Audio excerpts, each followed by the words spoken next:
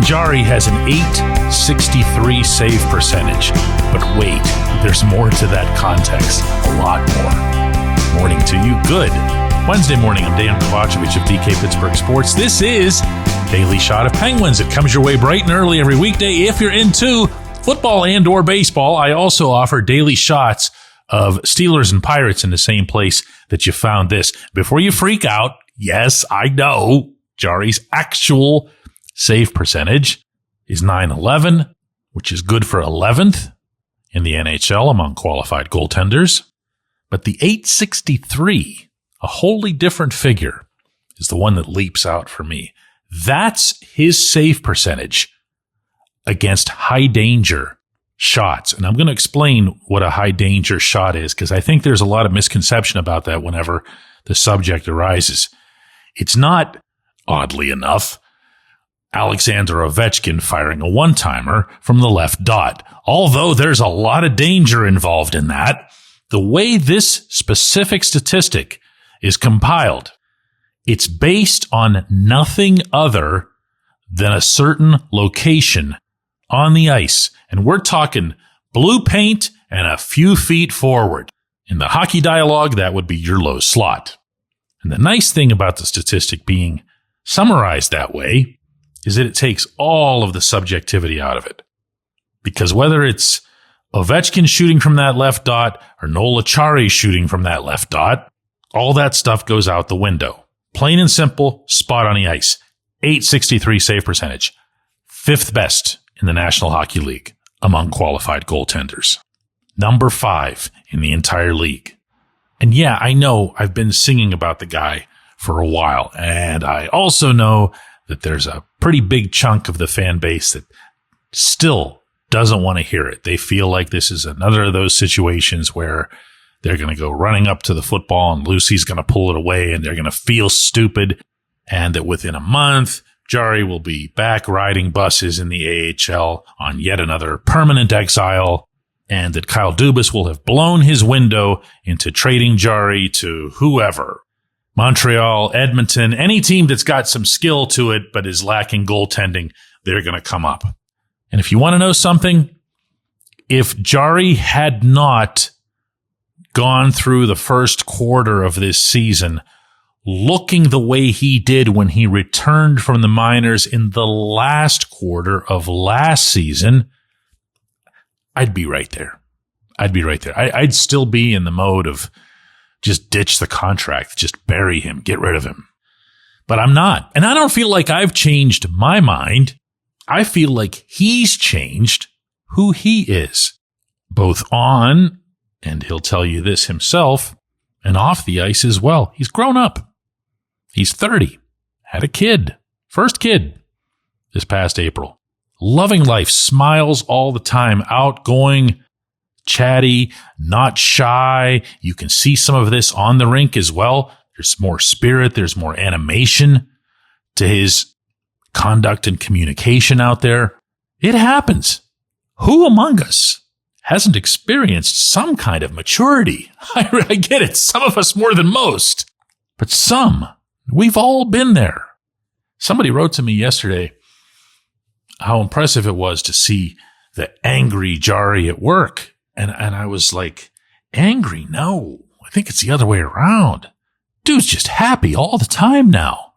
And if I had to guess, and there's nothing more dangerous than trying to get inside a goaltender's head, but I would think that there was a certain stage of his career/life where he realized, man, giving up that goal that I just gave up, that's not the end of my world, much less the end of civilization or however it was that I was taking it before.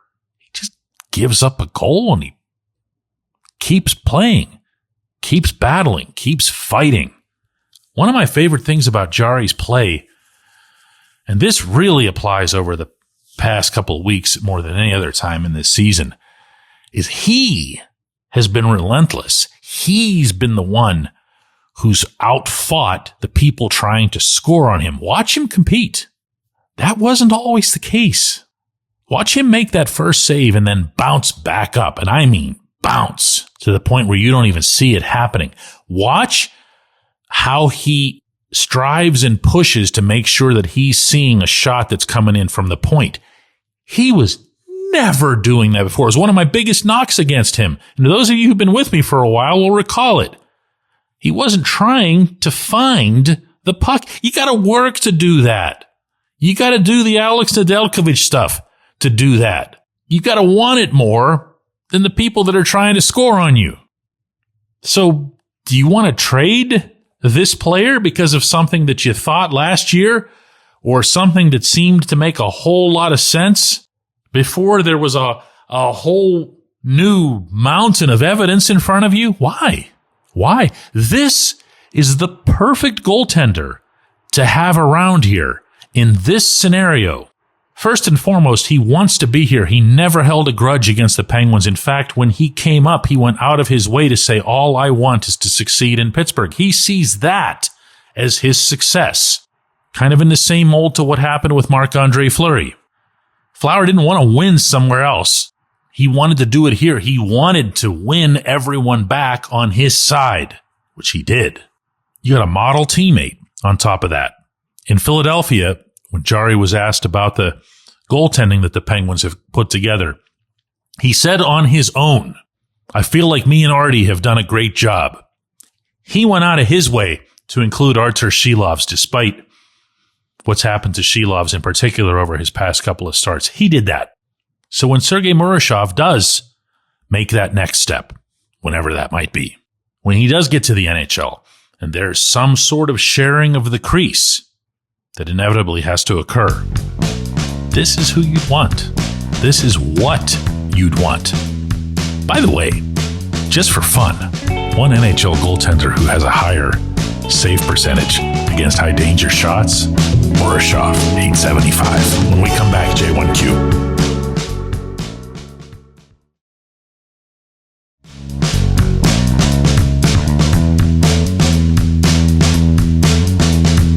Today's J1Q comes from Cody, who says, DK, this organization and this season feels different to me. I think this is not only sustainable, but also that it has room to grow even further. It feels like a culture or an identity is being born, and Kyle Dubas's vision has never looked more clear or beautiful than it does right now. Do you also feel it, or am I crazy?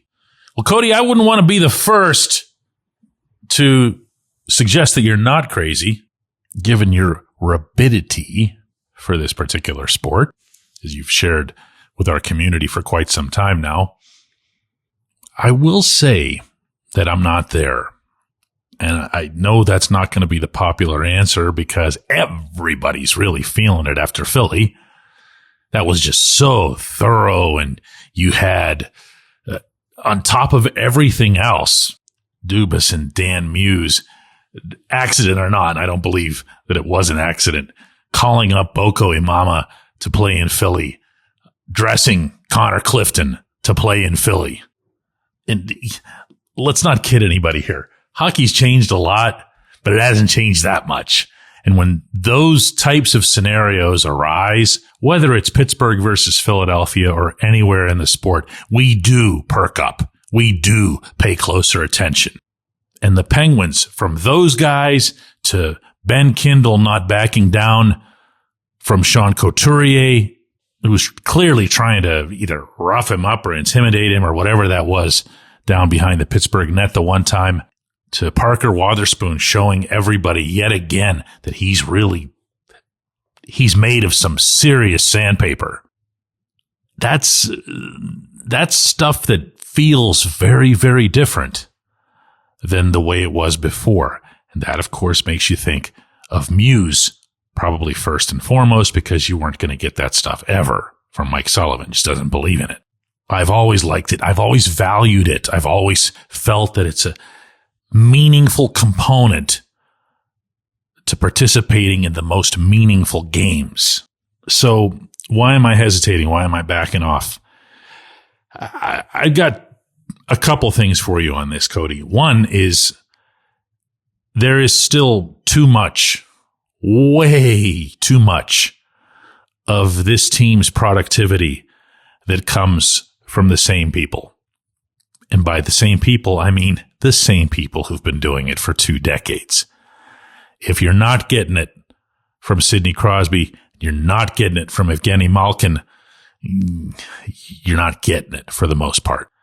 And on that front alone, I can tell you that I felt more of what you're describing, that you're feeling now, all the way back to opening night at Madison Square Garden. That was an entire team effort. That was, between that game and the few that followed, a team level contribution to the offense. You were getting goals from all over. It wasn't just Justin Brazeau coming out of nowhere. Everybody was pitching in. That has to happen. 2, the young players need to rise up. I keep talking about those parallel tracks. The development over here, the playoffs over here. Side by side, moving in the same direction. Well, they are. They're not necessarily moving at the same speed. And I don't know that it would have been fair to suggest that they should. If anything, there's already been a bonus blessing with everything that Kindle's done. Now, could I get greedy and say, wow, it'd be wonderful if it was Kindle and Rutger McGroarty and Ville Koivunen, all 3 of whom happen to be on the same line at the moment. That's uplifting stuff. Go ahead and pop a couple goals. Make yourselves real. Make yourselves at home. But now let's see a Tristan Brose or a Sam Poulin or an Avery Hayes get here and be the ones who fill up your 4th line, or maybe even push themselves into contention for a top 6 spot, the way both McGroarty and Koivunen appeared poised to do late last season. Let's get some young, mobile defensemen into the mix. I would love if Harrison Brunick had achieved the same status as quickly as Kindle did and been contributing all along. That'd be wonderful. Apparently not all that realistic. I would love if Owen Pickering hadn't been bounced right back to the AHL, meaning I would love if he'd performed better. He didn't. There was no way he was going to hang around, especially after what happened in Winnipeg. So I guess I want to see those trains moving at the same speed, my man. That's where I am. And that's not to be negative. I spend most of these shows these days complimenting exactly what you're complimenting, but I'm not ready to go the full Cody here and start writing poetry over it. I'm just teasing you.